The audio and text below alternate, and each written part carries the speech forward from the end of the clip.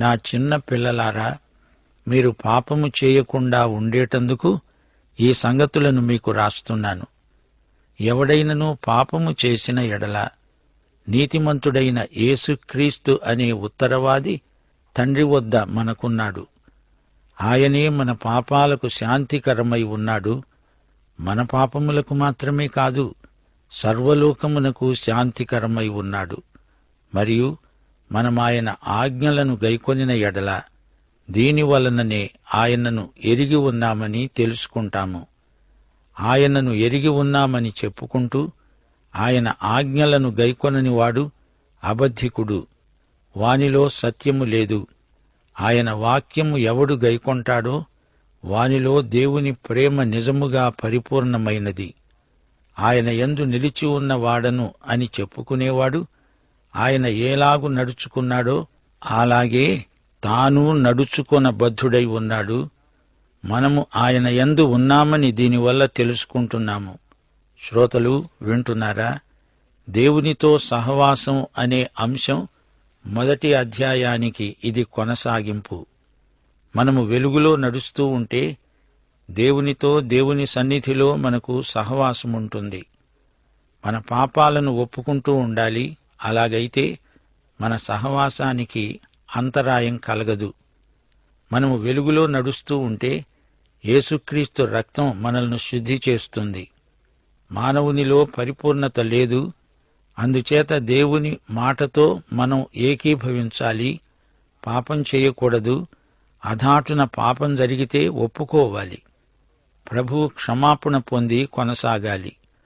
ఇక 2వ అధ్యాయంలో యేసు మనకు ఉత్తరవాది, మన పక్షాన వాదించే న్యాయవాది, వకీలు. మేము ఆయన వలన విని మీకు ప్రకటించే వర్తమానమేదనగా, ఈ వర్తమానము దేవుని కృపాసువార్త. నరకపాత్రుడైన పాపి క్రీస్తునందలి విశ్వాసము ద్వారా దేవుని కుటుంబములోకి వస్తున్నాడు. యేసుక్రీస్తుతో సహవారసుడవుతున్నాడు. తండ్రితో మనకున్న ఈ సంబంధం ఎంతో గొప్పది. చిన్న పిల్లలారా, నేనిదంతా ఎందుకు రాస్తున్నానంటే, నా ఉద్దేశ్యం మీరు పాపం చేయకుండా ఉండాలని. తన బిడ్డలు పాపము చేయకూడదని దేవుని ఆశ. పాపము చేయకుండా ఉండడానికి మనకు దేవుడు సామర్థ్యము, శక్తి ఇచ్చాడు. అయితే అట్టి సామర్థ్యమును పొందటంలో దేవుని బిడ్డలు వెనకబడిపోతున్నారు, తప్పిపోతున్నారు. మనము పాపము చెయ్యలేమని కాదు, మనము పాపము చెయ్యకుండా ఉండగలము. తనకు అనుకూలంగా, తనకు ఇష్టమైన రీతిగా మనం ప్రవర్తించాలని ఆయన కోరిక. అనగా ఆయన వాక్యానికి మనము విధేయులమై బ్రతకాలి. వాక్య ప్రమాణాన్ని మనం పాటించాలి. 1 యోహాను పత్రిక కుటుంబ పత్రిక అన్నాము గదా. దేవుని కుటుంబ సంబంధాలు ఎలా ఉండాలో ఈ పత్రిక వివరిస్తుంది. సంఘం ఒక కుటుంబం. ఇది యేసు శరీరమే. ఎఫెసీ పత్రిక ఇదే సత్యాన్ని ప్రబోధిస్తున్నది. యేసు శరీరమన్నది నిజమే, కాని ఇది ఒక కుటుంబం. మనం దేవుని కుటుంబంలో ఉన్నాము. మన పరస్పర సంబంధాలు ఎంతో ముఖ్యమైనవి. మన పరలోక తండ్రితో మనకు అర్థవంతమైన సహవాసం కొనసాగుతూ ఉండాలి. నా చిన్న పిల్లలారా అంటూ యోహాను సంబోధిస్తున్నాడు. నా కన్న బిడ్డలారా అని అర్థం. అనగా తిరిగి జన్మించిన పిల్లలారా అని యోహాను విశ్వాసులను పిలుస్తున్నాడు. మీరు పాపము చేయకుండునట్లు ఈ సంగతులు రాస్తున్నాను. ఏ పాపము ఎవ్వరూ చేయకుండా ఉండడం అనూహ్యం. పాపరహిత సంపూర్ణత, పవిత్రతా సంపూర్ణత ఎవరికుంది గనక అట్టి స్థితికి ఏ మానవుడు చేరి ఉండలేదు. ఇది వాక్య సత్యం. యోహాను అంటున్నాడు, నా చిన్నారి బాలలు, మీరు పాపం చేయకుండా ఉండాలని ఈ మాటలు చెప్తున్నాను. తన బిడ్డలు పాపంలో జీవించకూడదని దేవుని కోరిక. 1 యోహాను 5వ అధ్యాయం 18వ వచనం అంటోంది, దేవుని మూలముగా పుట్టిన వాడెవడూ పాపము చేయడని మనము ఎరుగుదుము. నూతన జన్మ పొందిన వ్యక్తి పాపమును అభ్యసించడు. తప్పిపోయిన కుమారుడు పందుల మందతో ఉండనుగాక ఉండను అని వెంటనే బయలుదేరి తండ్రి వద్దకు వెళ్ళిపోయాడు. ఎందుకని? అతడు కుమారుడు, పందికాడు గదా. ప్రసంగి గ్రంథం 7వ అధ్యాయం 20వ వచనం అంటోంది, పాపము చేయక మేలు చేస్తూ ఉండే నీతిమంతుడు భూమి మీద ఒక్కడైనా లేడు. ఇది నిజం. నీవు కీడేమీ చెయ్యలేదని నిన్ను నీవే అభినందించుకుంటున్నావా? కీడు చెయ్యలేదు సరే, మేలు చేశావా? యాకోబు పత్రిక 4వ అధ్యాయం 17వ వచనం, మేలైనది చేయనెరిగి అలాగు చేయని వానికి పాపము కలుగుతుంది. చేయవలసినది చెయ్యకపోవడం ఎంత పాపమో, చెయ్యకూడనిది చెయ్యడం అంతే పాపం. నీవు నేను నడవవలసింది వెలుగులో. వెలుగులో నడిస్తే దేవుని వాక్య ప్రమాణానికి ఎంత తక్కువ పడ్డామో ఇట్టే తెలిసిపోతుంది. యథార్థపరుడైన ప్రతి విశ్వాసి దేవుని బిడ్డగా తన తండ్రితో సహవాసం చెయ్యాలని కోరుతున్నాడు. అయితే దేవుని ఉన్నత ప్రమాణాన్ని అందుకోలేకపోతున్నానే అనే అసంతృప్తి అతని మనస్సులో తలెత్తుతూనే ఉంటుంది. పాపం జీవితంలో ఉంది, దాని అంకురం పూర్తిగా పోలేదు. అది ఎంత చిన్న పాపమైనా దేవునితో నీ సహవాసానికి అది అభ్యంతరం, అంతరాయం. నా తండ్రికి నాకు మధ్య మేఘం, పొర, తెర, అడ్డం వస్తే దాన్ని వెంటనే తొలగించుకోవాలి, ప్రార్థన చెయ్యాలి. దేవునికి నీకు మధ్య సహవాసం తెగిపోవడానికి కారణం పాపం. దేవునికి అవిధేయులై జీవిస్తూ దేవునితో సహవాసం తెగిపోయిందని ఎరుగక కంగారు పడే వారెందరో ఉన్నారు. ప్రియశ్రోత, అవిధేయత పాపమని తెలుసుకో. దేవునితో సంబంధం పోదు, పాపం వల్ల సహవాసం పోతుంది. సంబంధం బలమైన బంధం, సహవాసం సన్నని దారం. ఏ విశ్వాసైనా పాపం చేస్తే తండ్రి ఎదుట మన పక్షాన ఉత్తరవాది ఉన్నాడు. ఆయనే ప్రభువైన యేసు. ఆయన నీతిమంతుడు. పాపం చేసినా ఆయన మన తండ్రి. క్రీస్తు మన కోసం చేసిన శిలువ బలియాగం మీద మన రక్షణ ఆధారపడి ఉంది. అది ముగించబడిన బలి. యేసు అది చేసి ముగించి సమాప్తమైనది అని జయధ్వానం చేశాడు. యేసు ప్రభువు చేసిన దానికి ఎవరూ చేర్చేదేమీ లేదు. క్రీస్తు చేసింది మన రక్షణకు చాలు. మనము ఆయనతో సహవాసం చేయాలంటే మన పక్షాన తండ్రి సమక్షంలో ఉన్న ఉత్తరవాది అయిన యేసుక్రీస్తు వైపు చూడాలి. ఉత్తరవాది అంటే పారాక్లీట్, అంటే ఆదరణకర్త. ఇక్కడ పరిశుద్ధాత్మ మన ఆదరణకర్త, అక్కడ యేసుక్రీస్తు మన ఆదరణకర్త. వకీలు, సహాయకుడు, ఇది న్యాయశాస్త్రానికి సంబంధించిన మాట. అక్కరలో నా ప్రక్కనే నిలిచి నాకు సాయం చేస్తాడు. మనకు పరలోక తండ్రి ఉన్నాడు. పాపం చేస్తే రక్షణ రద్దు కాదు గాని యేసుక్రీస్తు మన పక్షాన తండ్రి వద్ద ఉన్నాడు. సైతాను మనకు విరోధి. సైతాను మన మీద నేరారోపణ చేస్తాడు. ప్రకటన గ్రంథం 12వ అధ్యాయం 10వ వచనం, రాత్రింబగళ్ళు మన దేవుని ఎదుట మన సహోదరుల మీద నేరము మోపేవాడైన అపవాది. దేవుని సింహాసనమెదుట సైతాను నిలిచి మన మీద అభియోగాలు మోపుతాడు. సైతాను యోబును ఎలా శోధించాడో మీకు జ్ఞాపకముందా? సైతాను అన్నాడు, దేవా, యోబును నాకు వదిలిపెట్టు, అతడెంత బలహీనుడో నేను రుజువు చేస్తాను. ప్రియశ్రోత, అలాంటిదే నీకు సంభవిస్తే యేసు ప్రభు అనే ఉత్తరవాది నీ పక్షాన వాదించటానికి ఉన్నాడు. ఆయన మన కోసం చనిపోయిన ప్రభువు, తిరిగి లేచినవాడు. ఇప్పుడు మహిమలో ఉన్నాడు. సైతాను కంటే మన ఉత్తరవాది గొప్పవాడు. ఆయనే మన పాపాలకు శాంతికరం, అనగా ప్రాయశ్చిత్తం. సర్వలోకానికి ఆయనే ప్రాయశ్చిత్తం, శాంతికరం. రోమాపత్రికలో దేవుని కరుణాపీఠం, కృపాసనం ప్రస్తావించబడింది. క్రీస్తే శాంతికరం, కరుణాపీఠం. దేవుడు మానవుడు కలుసుకునే సంధిస్థానం. యోహాను పత్రికలో శాంతికరం అంటే ప్రాయశ్చిత్తం, అనగా పాపాలకు క్రయం చెల్లించబడింది. యేసు శిలువ బలియాగమందు పాప విమోచన క్రయం పూర్తిగా చెల్లించబడింది. క్రీస్తు నా అడ్వకేటు, వకీలు, నా కోసం విజ్ఞాపన చేస్తున్నాడు. యేసే మన పాపాలకు ప్రాయశ్చిత్తం. యోహాను ఏమంటున్నాడో జాగ్రత్తగా పరిశీలించండి. ఎవడైనా పాపం చేస్తే పరలోకంలో మనకు ఉత్తరవాది ఉన్నాడు. పాపం చేయగానే సైతాను నోరు తెరుస్తాడు, నిందారోపణ చేస్తాడు. అయితే యేసు వాడి నోరు మూయిస్తాడు. యేసు మన పక్షాన ఉన్న ఉత్తరవాది. అనరాని చెడ్డమాట అంటే, చెడు తలంపు తలంచితే, చెడ్డ పని చేస్తే దేవుని సింహాసనమెదుట మన పక్షాన మాట్లాడి సైతాను నోరు మూయించే ఉత్తరవాది యేసు మనకున్నాడు. యేసు నమ్మకమైన ఉత్తరవాది. ఆయన వాదిస్తుంటే పరిశుద్ధాత్మ మనలను ఒప్పిస్తాడు. మనము తండ్రి ఎదుట మన పాపం ఒప్పుకుంటాము. ఒప్పుకోవడము అంటే దేవుని మాటలతో ఏకీభవించడం. దేవుడు చూచినట్లే మనల్ని మనం చూచుకోగలగాలి. నేను పాపం చేశాను అని తండ్రి ఎదుట ఒప్పుకోవాలి. దేవుని బిడ్డలు దేవుణ్ణి సంతోషపెడతారు, దేవుణ్ణి మెప్పిస్తారు. కీర్తన 139, 23, 24 వచనాలలో గేయకారుడన్నాడు, దేవా, నన్ను పరిశోధించి నా హృదయమును తెలుసుకో. నీకాయాసకరమైన మార్గము నా యందున్నదేమో చూడు. నిత్య మార్గమున నన్ను నడిపించు.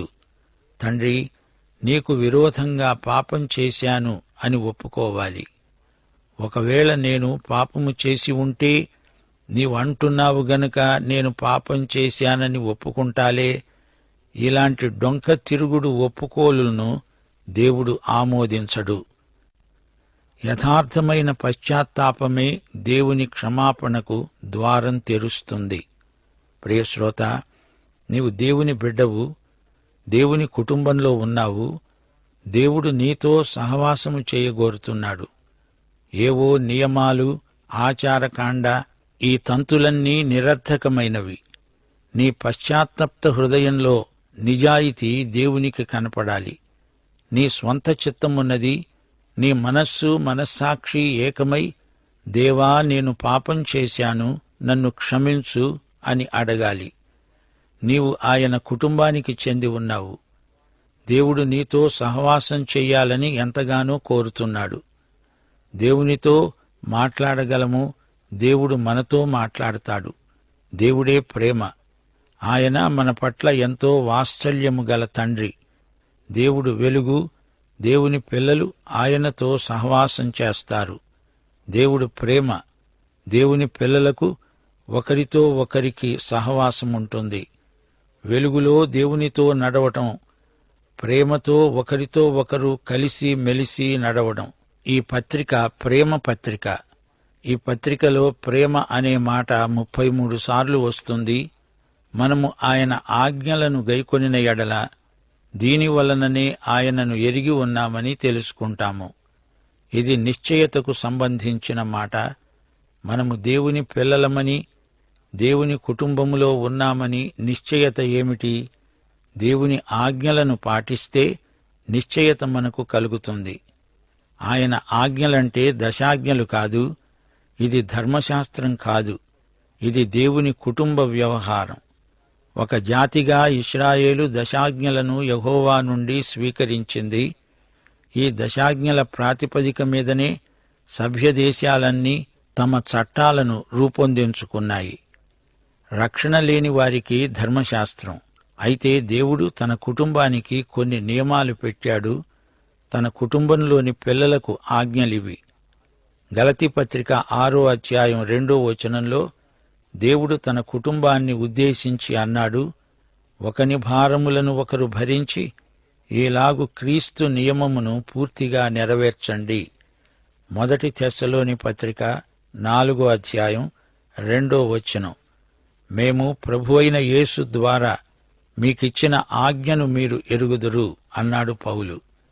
ఈ ఆజ్ఞలు ఆ పత్రిక చివరి అధ్యాయంలో కొన్ని పేర్కొనబడినవి. 22 ఆజ్ఞలున్నాయి. 1 తెస్సలోని పత్రిక 5వ అధ్యాయంలోని కొన్ని ఆజ్ఞలను గమనించండి. ఎల్లప్పుడూ సంతోషంగా ఉండండి. ఆనందం, సంతోషం దేవుని కుటుంబ లక్షణం. ఎడతెగక ప్రార్థించండి. ఇది ఎడతెగని ప్రార్థన మనసు, ప్రార్థన వైఖరి. ఆత్మను ఆర్పకండి, పరిశుద్ధాత్మను కాదు కూడదు అనకండి. ఇవి విశ్వాసులకు యేసు ప్రభు ఇచ్చిన ఆజ్ఞలు. తండ్రితో సహవాసము కలిగి ఉన్నట్లు నిశ్చయత కావాలంటే మనము యేసాజ్ఞలను శిరసావహించవలసిందే. మన ఇష్టం వచ్చినట్లు చేయడానికి వీల్లేదు. ఇది దేవుని కుటుంబం. కుటుంబస్తులందరూ ప్రభువును సంతోషపెట్టాలనేవారే. ఆజ్ఞలను గైకొన్నందున మనమాయనను ఎరిగిన వారమని తెలుసుకోగలుగుతాము.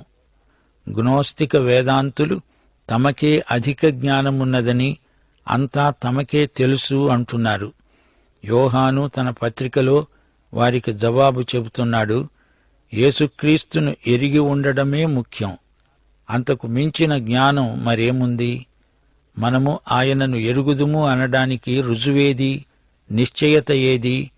విశ్వాసికి భద్రత, క్షేమము ఉన్నాయని చాలామంది నమ్ముతాము.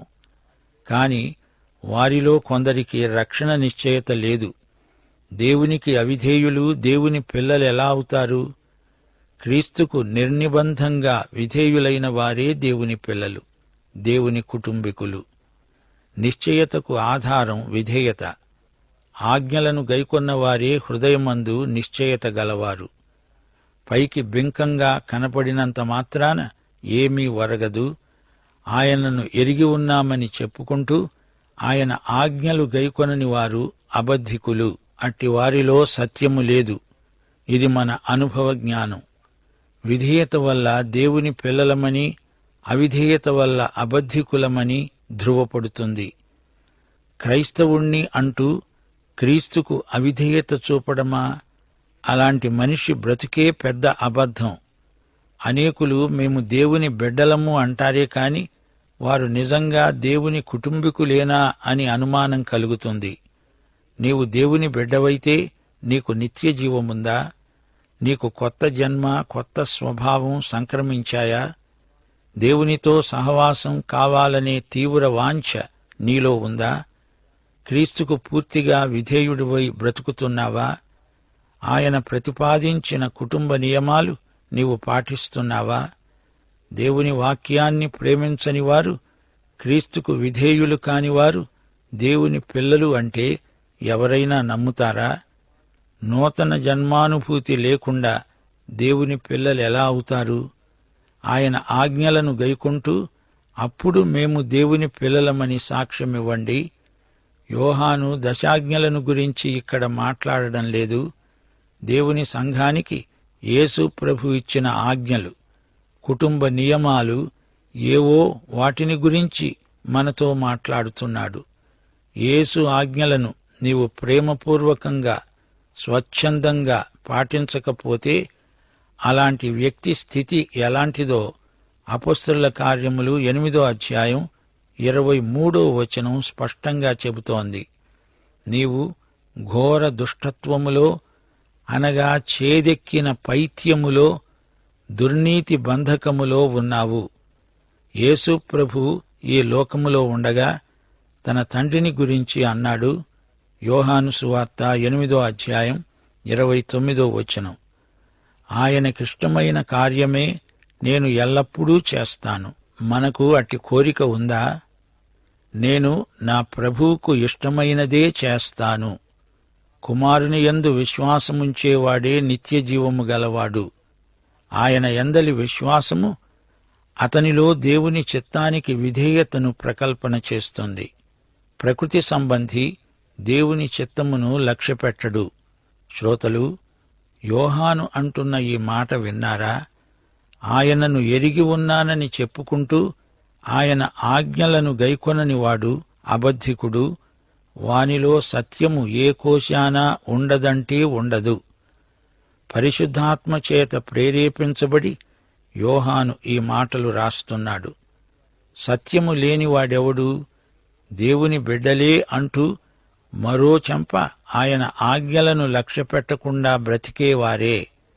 ఆయన వాక్యమును ఎవరు గైకొంటారో వారిలో దేవుని ప్రేమ నిజంగా పరిపూర్ణమైంది. ప్రియ శ్రోతలు వింటున్నారా? దేవుని వాక్యమంటే ఆజ్ఞలు మాత్రమే కాదు, ఇంకా ఎన్నో అంశాలు అందులో ఉన్నాయి. దేవుని వాక్యంలో ఆజ్ఞలు ఒక భాగమని మనం గుర్తించాలి. దేవుని వాక్యమంటే దేవుని చిత్తానికి, సంకల్పానికి వ్యక్తీకరణ. అది ఆజ్ఞ కావచ్చు, హితోపదేశం కావచ్చు. దేవుని వాక్యంలో మన జీవితం విషయంలో దేవుని చిత్తమేమిటో పూర్తిగా బయలుపరచబడింది. దేవుని వాక్యం దేవుని ప్రత్యక్షం. యోహాను సువార్త 14:15 ప్రభువు అన్నాడు, మీరు నన్ను ప్రేమించిన ఎడల నా ఆజ్ఞలు గైకొంటారు.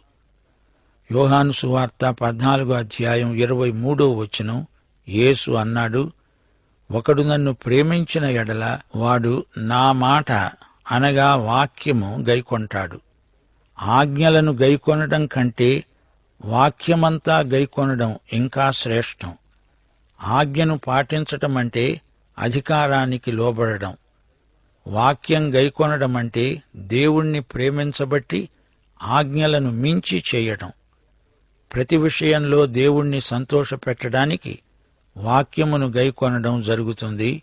పరలోకపు తండ్రిని సంతోషపెట్టేది ఏదైనా ఆయన బిడ్డలు సంతోషంగా చేస్తారు.